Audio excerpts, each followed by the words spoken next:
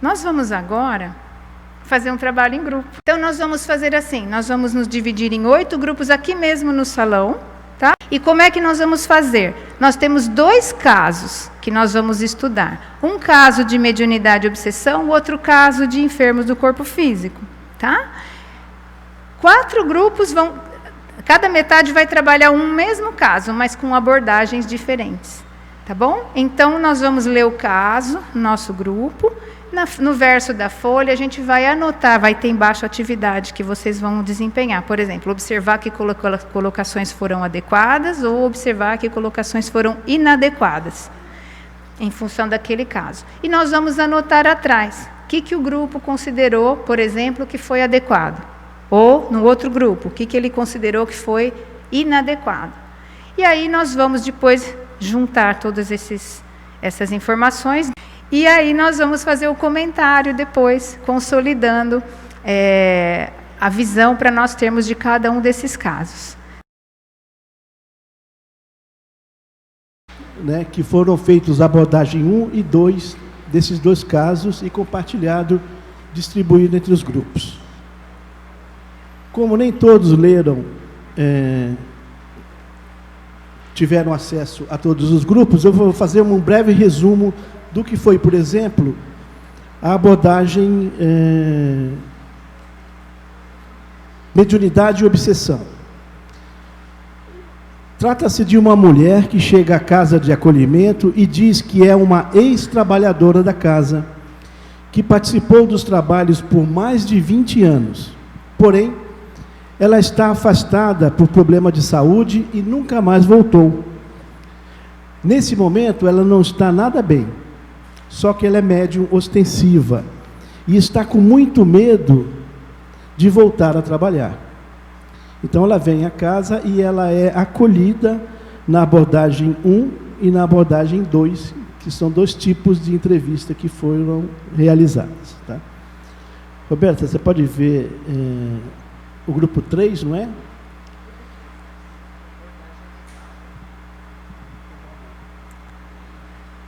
Bom, o grupo 3 ficou escalado de ver quais eram as colocações adequadas para um bom atendimento nesse caso. Então, o acolhedor, quando a pessoa falou assim, eu participei dos trabalhos por mais de 20 anos, eu gostava bastante dos trabalhos, faziam-me bem, às vezes eu precisava faltar, mas eu sempre tentava participar direitinho. Mas depois de muito tempo, eu fiquei doente. A doença não me deixava estar sempre presente. Comecei a precisar faltar muito e acabei tendo que me afastar dos trabalhos. E o acolhedor falou assim, nossa, por 20 anos? É bastante tempo. E depois que se afastou, sua saúde não melhorou? Tem buscado ajuda? Então, o grupo 3 disse que essa fala está coerente. Eles acharam que não tinha problema. E o grupo 1 falou que considerou que foi, quando fala assim, nossa, é bastante tempo, que foi uma colocação para buscar empatia, né, com a pessoa, reconhecendo todo esse tempo de dedicação, né, de trabalho que a pessoa teve, né? E aí depois o acolhido falou que não conseguiu melhora, que já andou de médico em médico, fez vários tratamentos, mas que não está bem, que ainda por cima a pessoa é médium ostensiva e acha que isso piora a situação dela.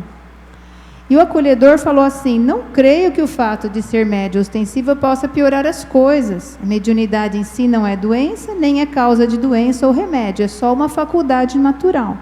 Então, o grupo achou também que foi adequado isso, né? E quando fala que a casa tem tratamentos como passe, preleção, considerou que isso é adequado, né? Para fazer a acolhida. Deixa eu pegar o outro aqui para ver. Olha, o grupo 1 marcou aqui, ficou com uma dúvida com relação a não creio que o fato de ser média ostensiva possa piorar as coisas, né? Como a pessoa já frequentava a casa e tem conhecimento, então acho que a gente pode abordar sim, porque ela sabe, nós estamos falando, temos uma base comum para poder falar isso. E é verdade que se a pessoa estiver agindo bem, o fato de ser médium não necessariamente piora, né? Senão a gente estaria falando quem é médium é tudo louco, que não é verdade. A gente sabe que não é verdade, não é? Você quer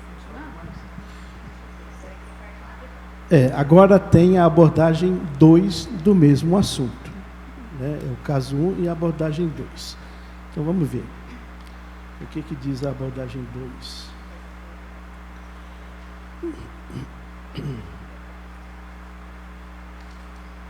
O grupo 4, por exemplo, ele fez a abordagem 2, não é isso? O grupo 4. Então diz, o acolhedor fala, né? Nossa, por 20 anos você foi trabalhadora, é bastante tempo, e depois se afastou, sua saúde melhorou, tem buscado ajuda? E o grupo fala, está correto isso? O que vocês acham? Está correto o dialogador falar dessa forma? Não está, né? Não é uma coisa que é justificável. O que mais que ele falou? A colocação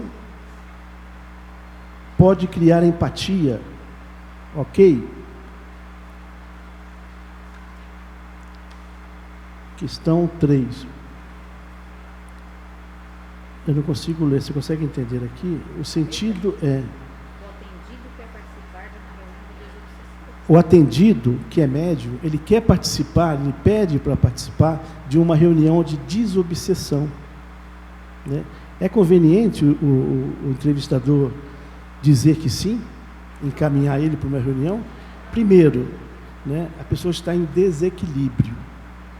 A pessoa em desequilíbrio, em nenhum momento deve participar de uma reunião mediúnica, né? O dirigente tem que perceber e afastar, né? Muito mais complicado é uma pessoa que está há 20 anos afastado da casa, se apresenta para uma entrevista e se oferece para participar de uma reunião mediúnica, né? É uma abordagem completamente inadequada, né? O que mais que a gente pode ressaltar aqui no grupo 4? Olha, aqui, para quem não viu, a pessoa falou assim, o acolhido falou assim, eu devo estar com obsessão, eu sinto presenças com frequência, será que você pode me indicar uma reunião de desobsessão? Por isso que eles falaram ali, se eu participar, talvez possa resolver o problema e me curar. E aí o acolhedor falou assim, nossa casa tem vários trabalhos desse tipo, posso tentar falar com alguém para ver essa possibilidade. Então está completamente errado, né?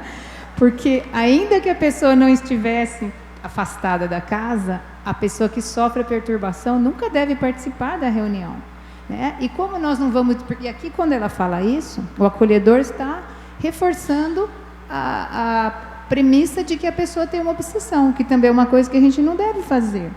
Então, se a gente desconfiar, nós acolhedores, o que nós vamos fazer? Levar o nome da pessoa para uma reunião, mas não vamos falar aquilo para ela.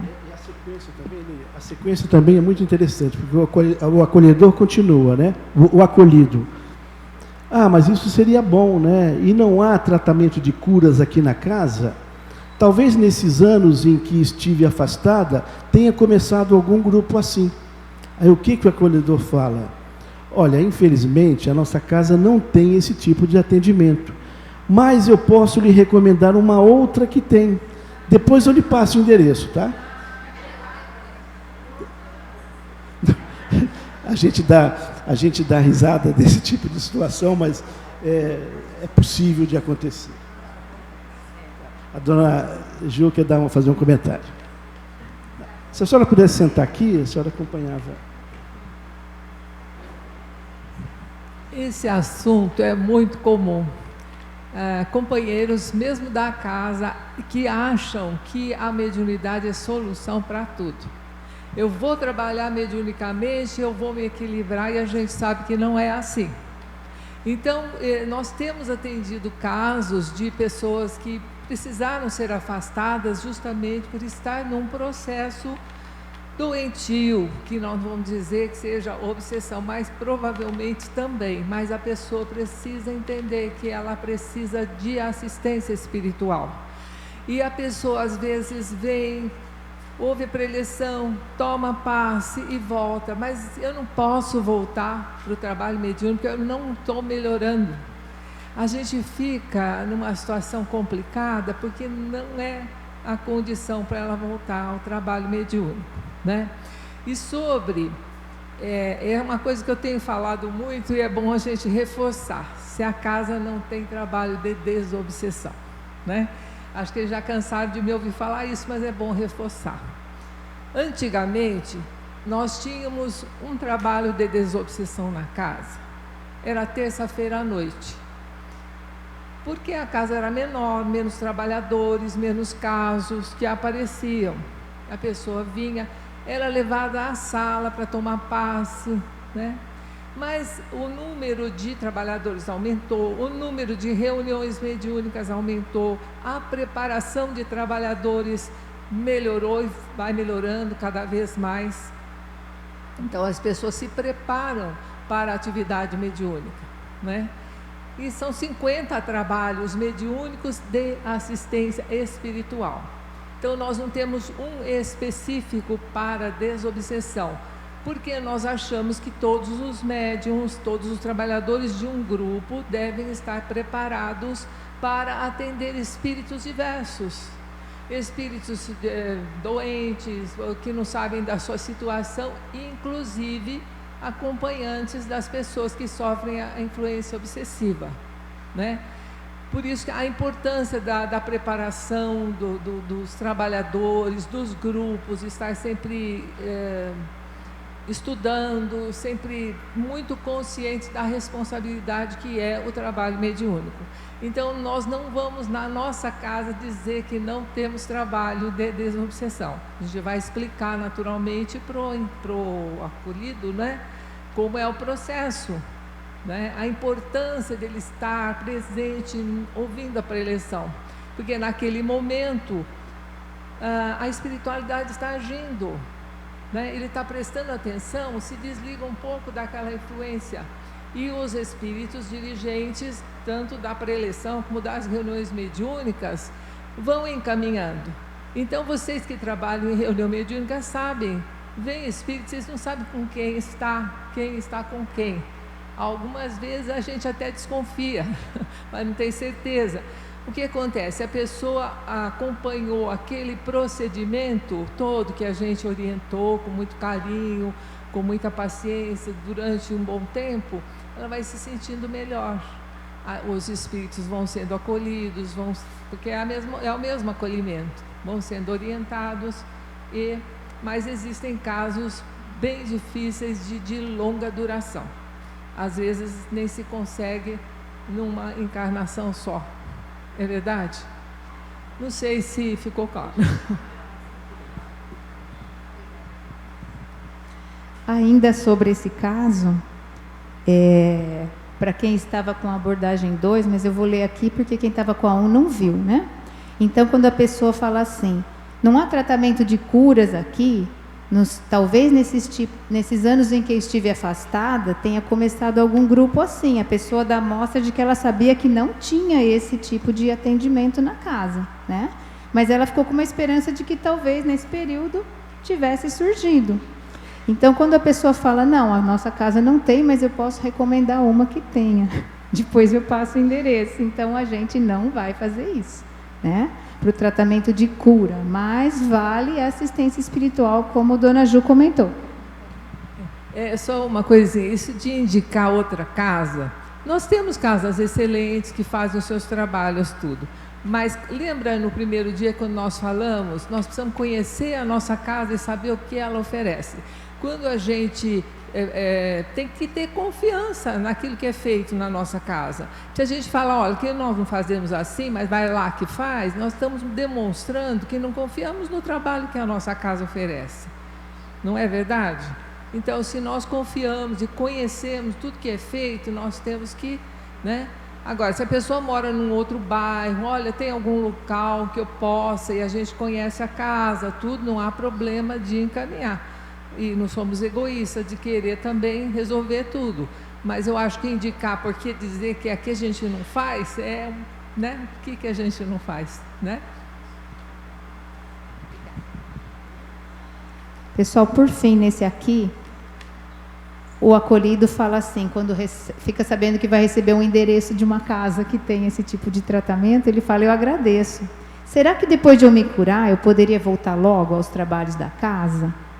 E aí o acolhedor falou assim, se participou por tantos anos, eu acredito que sim. Seria só falar com a pessoa responsável e já reiniciar no trabalho. Afinal de contas, foram mais de 20 anos. E aí a pessoa fala, é verdade, acho que eles vão levar isso em conta, não é? Para me readmitir imediatamente, não é? Então, os grupos que pegaram esse caso tiveram a percepção boa, né? Para dizer assim que o tempo não é garantia automática do retorno, né? O equilíbrio físico, mental e espiritual é o que torna a pessoa apta a retornar para o trabalho, né? Então, se ela perseverar no bem, fizer tudo o que ela precisa, então ela vai conseguir uma condição de equilíbrio. Mas mesmo assim, não vai adiantar ela ir direto. Então, aí o outro grupo lembrou da triagem, né? Falou, então, se a pessoa já está equilibrada, ela vem pela triagem e vai fazer uma entrevista para poder ser encaminhada de novo para um trabalho. Às vezes a gente fala assim, não, mas eu sou amigo do dirigente, né? E é uma tentação para quem é dirigente ver a pessoa voltar, e às vezes a pessoa que a gente estima, soube que a pessoa estava afastada, não é? E a gente fica feliz com a volta e quer botar a pessoa no grupo imediatamente, mas nós sabemos da importância do ambiente de uma reunião mediúnica, da harmonização que é necessária. Então é sempre importante termos esse cuidado. Primeiro, a pessoa faz tudo que é recomendado e depois ela passa pela triagem. Se for o caso, graças a Deus, volte para o trabalho. Mas enquanto não estiver bem, é justo, é lícito que a pessoa se cuide, né? Para depois poder colaborar. Tá bom? Desse primeiro caso... Oi. Só complementar um pouquinho o que a Roberta falou, né? Usando esse caso da pessoa que participou e ficou um bom tempo fora da casa. Se ela está voltando, provavelmente ela continua com o problema, senão ela não teria procurado a casa, né? E se o fato dela ter sido amiga das pessoas, conhecidas, se a gente encaminhar direto para um trabalho, para uma reunião mediúnica, a gente está criando um problema. Porque a gente não sabe qual o comportamento mental, a estabilidade mental que essa pessoa tem, o equilíbrio. Ela está equilibrada? Não sei, precisa ser avaliado. E o entrevistador, né, a pessoa que faz a triagem, vai ter a capacidade para fazer essa avaliação. Talvez ela possa até voltar, até recomendando voltar para o grupo de estudos, para relembrar conceitos, né, que às vezes estão adormecidos. A gente acaba equivocando de algumas atividades, é melhor voltar a estudar um pouquinho, e se a pessoa tiver humildade, ela vai aceitar com satisfação essa colocação. Nós já tivemos vários casos de companheiros que se afastaram, voltaram e aceitaram a oferta que foi oferecida de voltar para estudar e continuaram, estão aí perseverando. Senhores dirigentes, né, a gente tem aquela recomendação que eu vou reforçar novamente, né? Não se aceita um companheiro novo na tarefa sem ter sido encaminhado. É necessário ter um encaminhamento, né, para que o dirigente aceite essa pessoa no seu grupo de trabalho.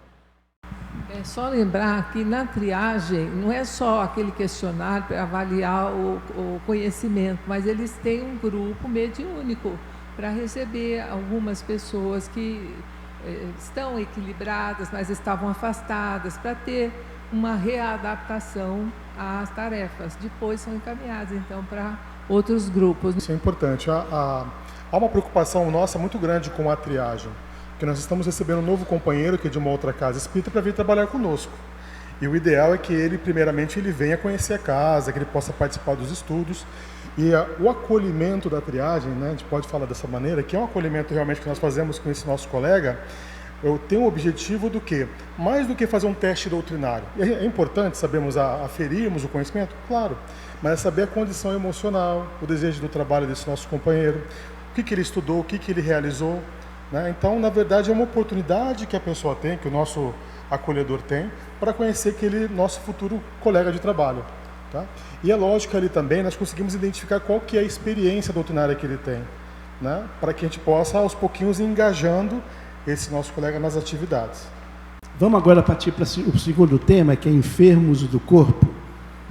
Então, o que é esse tema? É bem triste, né?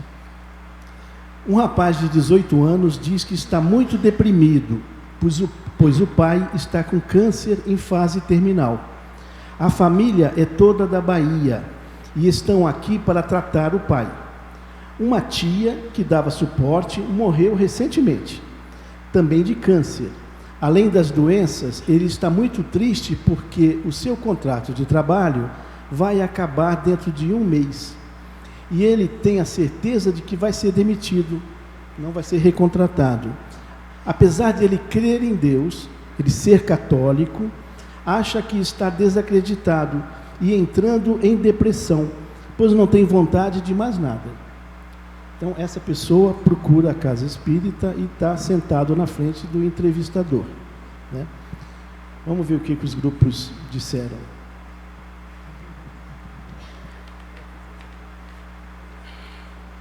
Muito bem. Então, vamos ver numa das abordagens, abordagem 1, grupo 6, por exemplo, estava com essa abordagem. O acolhido chega e fala: eu estou muito triste, eu nem sei como eu encontrei forças para vir aqui, meu pai está muito doente, o câncer já se espalhou, está em fase terminal, né? Minha família não é daqui. Então, coloca toda essa situação. O acolhedor diz: a união da família é muito importante em momentos assim. Um pode apoiar o outro de modo a tentar reduzir a carga de cada um. Então, o pessoal considerou adequada essa abordagem, né? Buscando essa empatia, falando da importância da união da família, né? Nesses momentos. Aí ele diz assim: eles estão aqui, mas nós temos despesas adicionais.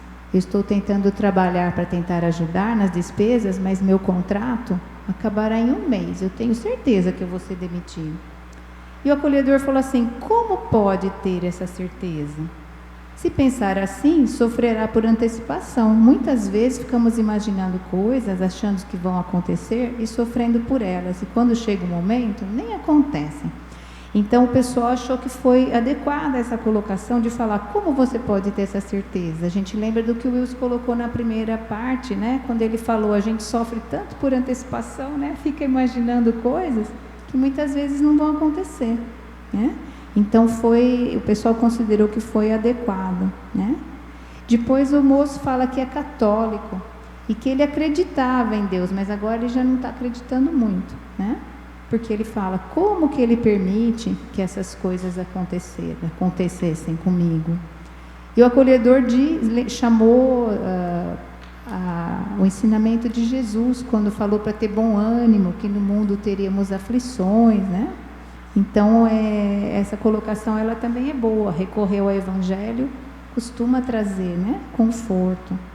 E aí ele disse: se você se entregar à depressão, como poderá trabalhar direitinho por esse mês? Mas se você tiver uma boa conduta, aumentará suas chances de ser contratado por mais tempo. E o acolhido falou: eu não tinha visto por esse lado, né? Então, a importância da gente mostrar um outro lado para a pessoa, porque ele já veio assumindo que ia perder o emprego. Mas falou: não, mas você não tem essa certeza, né? Você tem condições de mudar esse quadro. Então, isso foi adequado.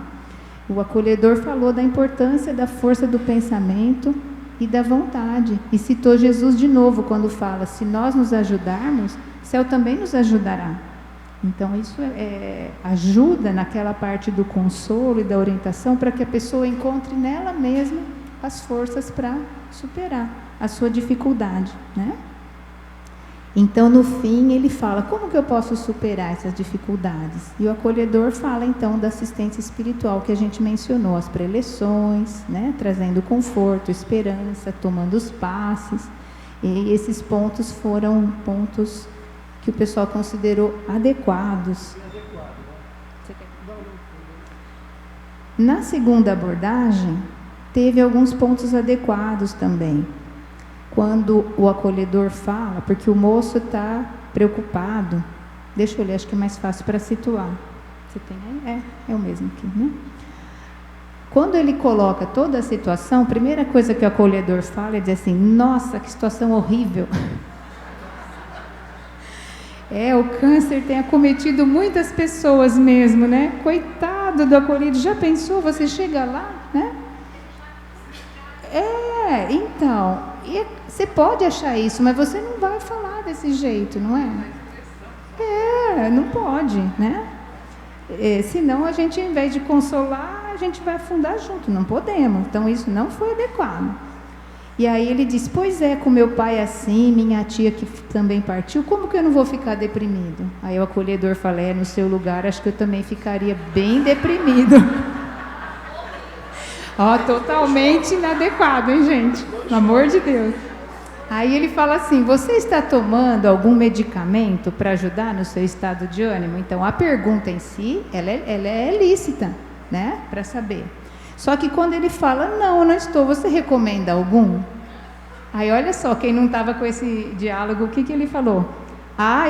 Eu já passei por esses momentos, já me deprimi muito, mas me receitaram um remédio que foi muito bom. Olha, eu tenho a bula aqui, vou te passar para você ver o nome. A gente está exagerando, gente, mas não pode, mesmo que o remédio tenha sido bom para a gente não pode indicar nada para a pessoa, né? De maneira nenhuma, tá? Então a pessoa ainda fala, nossa, que bom, será que é muito caro? E aí entra, né, fala que eu estou trabalhando, mas o meu contrato vai se encerrar, eu acho que eu vou ser demitido. Ele pega o gancho para falar que pode perder o emprego, né? Então, quando ela pergunta aqui também, como você pode ter essa certeza? Essa pergunta é feita nas duas abordagens, né? E o acolhido fala, eu ando tão desanimado que eu acho que eles já até perceberam isso lá. Que chances que eu vou ter para eles renovarem meu contrato, se a pessoa está mal assim? Aí o acolhido fala, bem, se esforçar e se tomar remédio, não aquele que ele indicou, né? Talvez possa reverter essa situação. Isso é bom, não é? De falar, a pessoa mude a conduta. Aí então ele fala assim, será que essa depressão não tem base espiritual? Pode ser um espírito obsessor? E o acolhedor fala assim, claro que pode. Sempre temos espíritos ao nosso redor que podem querer nos prejudicar. Deus nos livre desse acolhedor, né? Aí ele falou, meu Deus, o que eu vou fazer nesse caso? Há algum meio de afastá-los? Vocês lidam com espíritos aqui, não lidam? Será que não pode fazer nada por mim? Como que Deus deixa acontecer isso? Então essa colocação também não foi adequada, né? Os companheiros colocaram aqui que ele confirmou como se fosse um caso de obsessão para a pessoa. E a gente não pode fazer isso, né? De maneira alguma. Mas a colocação que ele faz depois foi interessante. Ele fala, os espíritos são livres, se aproximam de nós por afinidade de gosto, de atitude, de pensamento. Se ficamos pensando coisas negativas, tristes, depressivas, entramos em sintonia. Então, isso é verdade, mas nós precisamos ver quando é adequado colocar isso, porque às vezes a pessoa não acredita nisso. A gente vai falar isso, mas para ela aquilo não faz sentido. Então, nós temos que ter esse tato de perceber, né? A gente sempre pode falar de bons pensamentos sem usar os termos que a gente usa aqui na casa, né? Porque pensar bem, pensar positivo, isso todo mundo acolhe, mas nós não precisamos começar a entrar nesses detalhes que às vezes a pessoa não vai entender. Fala, Osni.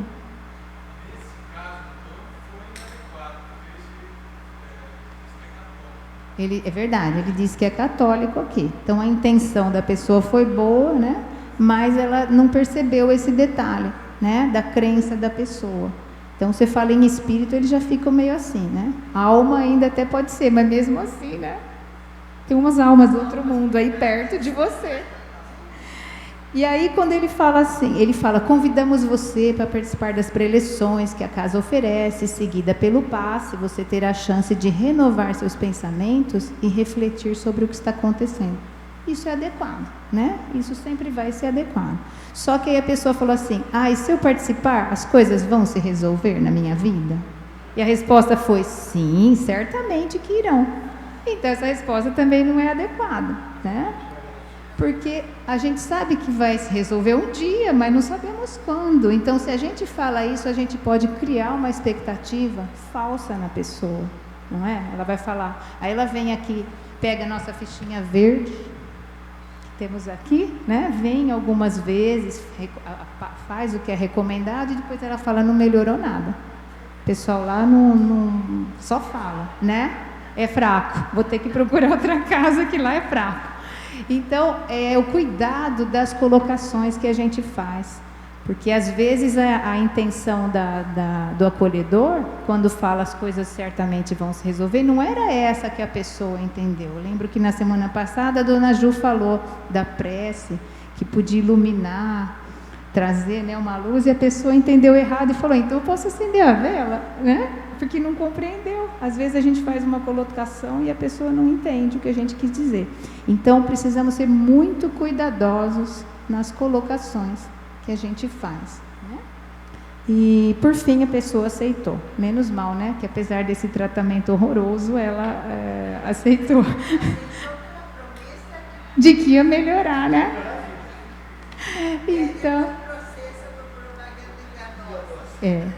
Então a gente precisa tomar muito esse cuidado. Por isso que a fase, lembrando os 3 passos do acolhimento que o Eduardo colocou no começo, de ouvir, consolar, qual que é o terceiro? Orientar. O ouvir lá no começo, para que a gente possa fazer uma colocação adequada. Pois o moço falou que era católico e a gente está falando outra coisa para ele, né? E às vezes a pessoa pode até se sentir desrespeitada num caso desses. Então, é a importância de ouvir de maneira ativa, prestando atenção.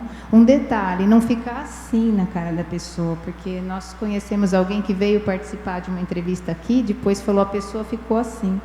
Para mim, o tempo todo, eu não conseguia nem falar. Fiquei intimidada com a maneira que a pessoa ficou olhando para mim. Então, não precisa ficar igual uma coruja olhando para a pessoa, mas é aquela atitude de quem ouve, né? Com interesse. Você está ouvindo, mas você não precisa ficar parado lá olhando para a pessoa, não é? A gente sabe como é quando alguém está interagindo com a gente, ouvindo, não é? Para finalizar, então, a gente pontualmente está finalizando às 12 horas, né? Porque os amigos espirituais têm compromissos. A gente não pode prendê-los aqui conosco, né? Então, a gente agradece muito a presença de todos vocês e esperamos que tenha sido tão agradável para vocês como foi para a gente estudar e preparar esse trabalho.